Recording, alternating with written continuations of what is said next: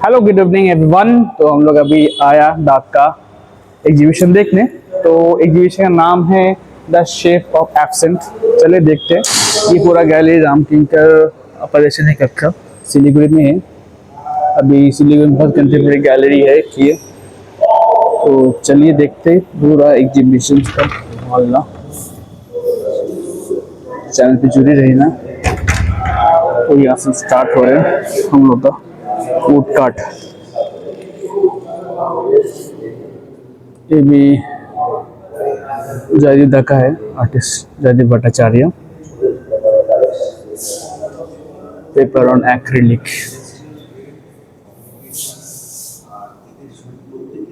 Urban cityscape यहाँ पर दर्शाया पूरा।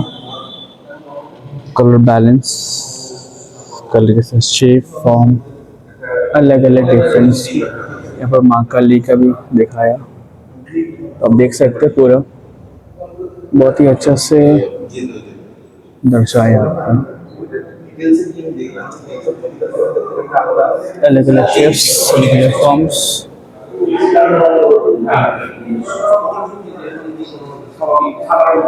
फोक एरोप्लेन भी है यहाँ पर। स्नेक्स आते हैं, ये सब दिख रहे हैं यहाँ पर। फ्लावर्स बहुत यूनिक डिस्प्ले है। और ये आर्टिस्ट अलग से ही है। देखिए जो बोर्ड का नाम होता है नल से पूरा बनाएंगे दर्शाया। वुडन वुडन और एक्रिलिक्स।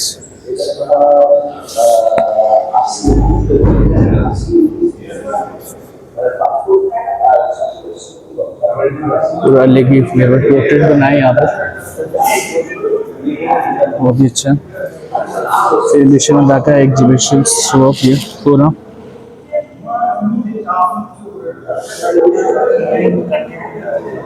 तो आर्टिस्ट है यहाँ पर, थोड़ा सा पूछ लेते क्या दर्शाए यहाँ पर, कौन सा शक्ति।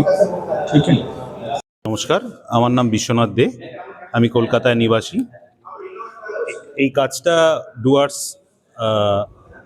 আর্ট গ্রুপের যে এক্সিবিশন হচ্ছে তাদের জন্য আমি এই কাজটা এখানে পাঠিয়েছি। আর আমারও এই এক্সিবিশনটা দেখার খুব ইচ্ছা ছিল, তার জন্য আমিও সশরীরে চলে এসেছি। তো এই কাজটা শিরোনাম হলো গিয়ে ফাউন্টেন অফ নলেজ। ঠিক আছে। আর এই আমাদের যে এক্সিবিশনটা হচ্ছে, এই এক্সিবিশনটার নাম হচ্ছে the shape of absence. Absence মানে যা, মানে যেটাকে মানে কোনো আকারে আনা যায় না।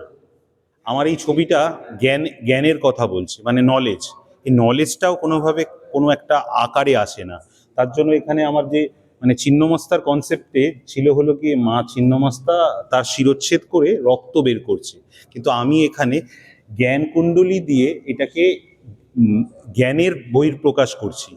এইটা হলো কি আমার এই ছবির কনসেপ্ট।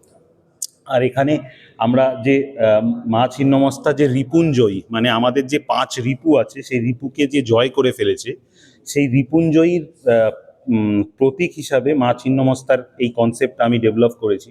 আর এখানে কাম ঊর্ধ্বে জ্ঞানের যে প্রকাশ, তার বহিঃপ্রকাশ করেছি। আর এইটা আমি নিজেকে ডেসক্রাইব করেছি যে আমি এই জ্ঞানের পার্ট হতে চাই। Thank you. ভালো লাগলো। আর মিডিয়া সম্পর্কে একটু বললে ভালো হয়। মিডিয়ামটা হলো গিয়ে অ্যাক্রিলিক, কিন্তু এটা অ্যাক্রিলিকের সঙ্গে আমি একটু স্পার্কেল ইউজ করেছি। খুব মানে মানে বড়বাজারের একদম অর্ডিনারি স্পার্কেল, কিন্তু ওটার সঙ্গে আমি মিডিয়াম ইউজ করে ওটার লংজিভিটি অনেকটা, এটা প্রায় 2-3 বছর আগেকার কাজ। আমার স্পার্কেলের যে এফেক্ট এক ফোঁটাও কমেনি। হ্যাঁ, কোনোভাবেই কমেনি স্পার্কেলের ইসেতে। ভালো কাজ, ভালো লাগলো। আপনাদের এখানে আসতে পেরেও আমার খুব ভালো লেগেছে। আশা করি আবার দেখা হবে আমাদের। হ্যাঁ, আমার একটা সৌভাগ্য, একটা ভালো এক্সিবিশন অ্যাটেন্ড করতে পেরেছি। আমি কলকাতা থেকে এসেছি, আমার নাম স্বপন কুমার মল্লিক। এক্সিবিশনে অদ্ভুত একটা ভালো টাইটেল, আজকের যুগে প্রায় যায়, দ্য শেপস অফ অ্যাবসেন্স। তো শেপস অফ অ্যাবসেন্স কেন, এত কথা চারদিকে শুনছি, সেখান থেকে যদি একটা নিজেকে আত্মখোঁজা শুরু করি, বা নিজেকে খোঁজার একটা প্রচেষ্টা করি, তাহলে সেই সাইলেন্সের মধ্যেই চলে যেতে হয়। অবচেতনকেও যদি বুঝতে চাই, সেই নীরবতায় চলে যেতে হয়।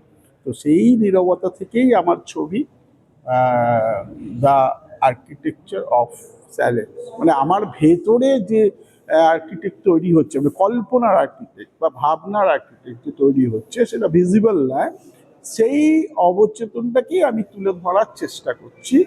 এই তার মধ্যে বেশিটাই সোশ্যাল আছে, পলিটিক্যাল একটা স্যাটায়ার আছে, এবং প্রায় রূপকের মাত্রা দিয়ে, সিম্বলিক মাত্রা দিয়ে আমি তুলে ধরেছি। এইবার বলতে পারি যেটা, যে এটা আমার অবচেতন মনের একটা রিফ্লেকশন, বা আগের গভর্নমেন্ট সম্বন্ধে আমার যেরকম ধারণা কাজ করেছে, বা যে কোনো আর্টিস্ট সময়ের থেকে যে যত বেশি এগিয়ে থাকে সে তত বেশি রিমার্কেবল। তো আমি মেবি আমি একটা কল্পনা করেছিলাম ভবিষ্যৎ কি হতে পারে বা কি হবে, সেইটারই একটা রিফ্লেকশন। যাই হোক, এবারে আসল কথায় আসে, যে এক্সিবিশনটা এসে বেশ ভালোই লাগলো। নিজেও আশা করিনি যে এতটা স্ট্যান্ডার্ড একটা এক্সিবিশন দেখতে পাবো। মোটামুটি এখানকার মানুষরাও দেখছি আশেপাশে বেশ খুশি, এখানে একটা সচেতনতাও তৈরি হয়েছে, তার সাথে একটা দাবিও দেখছি তৈরি হয়েছে যে আর্ট কলেজ প্রতিষ্ঠা। আমিও অনেক ভেবে টেবে দেখলাম, ভাই হ্যাঁ তাই তো, এখানে তো সব কিছু আছে, তাহলে আর্ট কলেজটা থাকবে না কেন? এখানে একটা আর্ট কলেজ হওয়ার মানে তো পুরো নর্থ ইস্টটার একটা হিল্লে হয়ে যায়। তাহলে ভারতবর্ষ কিন্তু ছিটকে যাবে কেন? এইটা দিলে আমার মনে হয় কালচারাল মুভমেন্ট, আর্ট কলেজ একটা ভূমিকা পালন করে কালচারাল মুভমেন্টে। তো আমার মনে হয় যে ভ্রাতৃত্বতা সম্পর্ক, ভালো, আমরা পুরো সবাই ভারতীয়, নর্থ ইস্টও আমার একটা অঙ্গ, ওটা হানি হলে চলবে না। সেটা এর একটা সহজ রাস্তা হচ্ছে আর্ট কলেজ প্রতিষ্ঠা করে একটা লিঙ্ক তৈরি করা, একটা ভ্রাতৃত্ব তৈরি করা। তো সেই সচেতনতাও দেখছি এই ছেলে মেয়েদের মধ্যে দেখা দিয়েছে। আমিও এটাকে সমর্থন করি, এটা ভালো প্রচেষ্টা। তবে যেরকম এত ইঞ্জিনিয়ারিং কলেজ, ডাক্তারি কলেজ হতে পারছে, আর্ট কলেজ কেন হবে না? আর আর্ট কলেজের জন্য একটা নাগাল্যান্ডের ছেলেকে কলকাতা পড়তে আসতে হবে কেন? বম্বেতে আসতে হবে কেন? তো এই এত সুযোগ যখন রয়েছে, এই রিসোর্সগুলো, এই অর্থগুলো, এই মানসিকতাগুলো বাইরে কেন যাবে? তারাও তো একটা ইনসিকিউর ফিল করবে, তারাও তো মনে করতে পারে যে আমরা একটা নর্থ ইস্টে বোধহয় আছি বলে আমাদের কথাগুলোকে শোনা হচ্ছে না। ভারতীয় মেন অংশে আসতে গেলে তো কিছু পদক্ষেপ নিতে হবে। আমার মনে হয় আর্ট কলেজটা খুব জরুরি একটা ব্যাপার। আর এখানের আতিথ্যতার কোনো জবাব নেই। একটু আগে একটু চা খেয়ে নিলাম, মৃণাল থেকেই চা খাওয়াচ্ছে। এই শোটা কিউরেটেড বাই মৃণাল রায়। শুধু যতদূর জানলাম, মানে কাজ না করলে তো মানুষকে চেনা যায় না, জানা যায় না। কাজ করতে করতে বুঝলাম মৃণাল প্রায় নিজের ঘাড়ে নিয়েই পুরো এক্সিবিশনটাকে দাঁড় করিয়েছে এবং উতরে দিচ্ছে। এবং এরকমও শুনছি যে আর্থিকভাবেও নাকি অনেকটা নিজের গাট খরচা করে এই এক্সিবিশনের যাতে একটা প্রচার পায়, একটা উত্তরবঙ্গ একটা রিফ্লেক্ট করে সারা ভারতবর্ষে, সেই চেষ্টাটা সে করে যাচ্ছে। আমার নাম শম্পা কর। আমি এইটা অ্যাক্রিলিক অন ক্যানভাস, এটা আমার ছোটবেলার, আমি তো আসামের গুয়াহাটির, তো ওখানের মন্দিরগুলো ধরার চেষ্টা করেছি। আমরা যেখানে থাকতাম ওখানে পাহাড়ে একের পর এক ঘরবাড়িগুলো থাকতো, সারি সারি, ওই নিচের থেকে ওপরে একটা লেয়ার আবার লেয়ার, ওইগুলোকে ধরেছি। কিন্তু আমি ওই পাহাড়টাকে আর আনিনি, পাহাড়টাকে বাদ দিয়ে পাহাড়, গাছ সবগুলো নিয়েছি। আর ওখানকার বাড়ি, ভিতরে ছোট ছোট ফার্নিচার দু একটা দেখানোর চেষ্টা করেছি। আর এটা ঠিক আসাম বলবো না, এটা এইখানেই শিলিগুড়ি, নর্থ বেঙ্গলের যে পাহাড়গুলো যাই আমরা বেড়াতে যাই বন্ধুরা মিলে, ওইখানকার যে ওগুলো ঘর বাড়িগুলো দেখি, ওগুলো আমি আমার মতো করেই ওটার দেখানোর চেষ্টা করছি। গাছের রং এরকম না, কিন্তু তবু আমার কাছে গাছ, নদী ঠিক এরকম ভাবেই যায়, আমি ওইটাই দেখানোর চেষ্টা করেছি।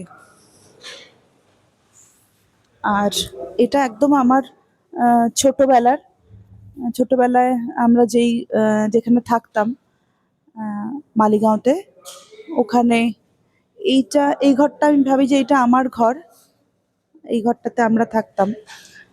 আর এখানে আমাদের কোয়ার্টারের নাম্বার ছিল 10B, আমি ওইটাও ওইটাও আমি দিয়েছি। এটা আমার মা এরকম বাড়ির সামনে ছোট ছোট গাছ পুঁততো। আমাদের পাশে একটা বাড়িতে পুকুর ছিল, আর ওই সেই গাছ ওই গুয়াহাটির ওই ঘর বাড়িগুলো নিয়েছি। এটাই।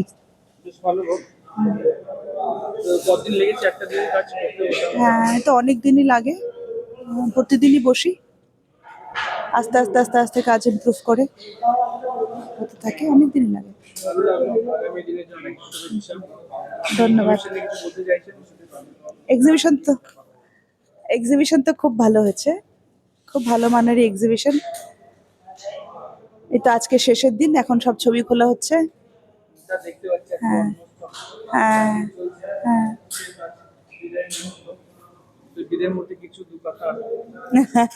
আবার সামনের এক্সিবিশনের জন্য তৈরি হওয়া, আসছে বছর আবার হবে। আর বাইরে করারও চেষ্টা আছে, শিলিগুড়ির বাইরে। ঠিক আছে, নমস্কার।